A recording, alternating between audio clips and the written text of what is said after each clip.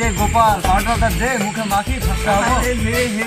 Heavy একবার মালকে পটাবো।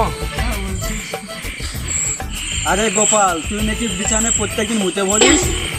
হ্যাঁ স্যার, আমি প্রত্যেকদিন বিছানায় মুতে ভরি। আরে গোপাল, তুই কিসের জন্য বিছানায় প্রত্যেকদিন মুতে বলিস? আর কি বলবো স্যার, দুঃখের কথা।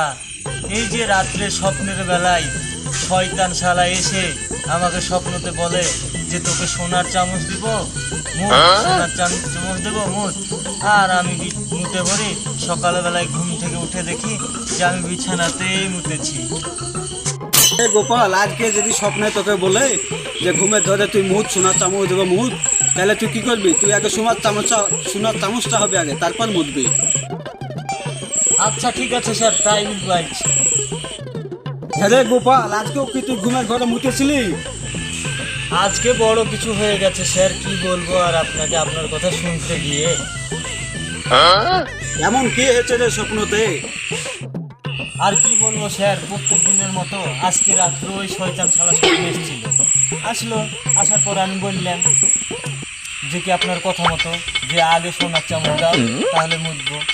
শয়তান আমাকে বলছে যে রাজার বাড়িতে নাকি সোনার চামচ লুকিয়ে রেখে এসছে, রাজার বাড়িতে যেতে হবে চুরি করতে। তো শয়তানের কথা মতো আমিও গেলাম রাজার বাড়িতে চুরি করতে গিয়ে সোনার চামচ নিতে যাব। আর অমনি আপনার রাজা মশাই দেখে নিয়েছে। এবার শয়তান আমি পালাচ্ছি, এই দৌড় কি সেই দৌড়, রাজা মশাই আমাদের পিছন দৌড়। শয়তান ছাড়াই এক লাফ দিয়ে গাছের উপরে উঠে পড়েছে। আর আমি আধখান উঠতে পেরেছি। উঠার পরে কি বলবো স্যার আপনাকে, রাজা মশাই আমার ঠ্যাং ধরে টানছে।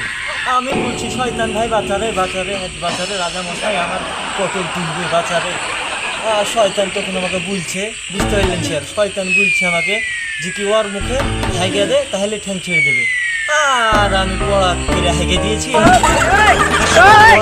হেগে দেওয়ার পরে আপনার সকালবেলায় ঘুম থেকে উঠে দেখছি যে আমি বিছানাতে সেরে ফেলা হয়েছি।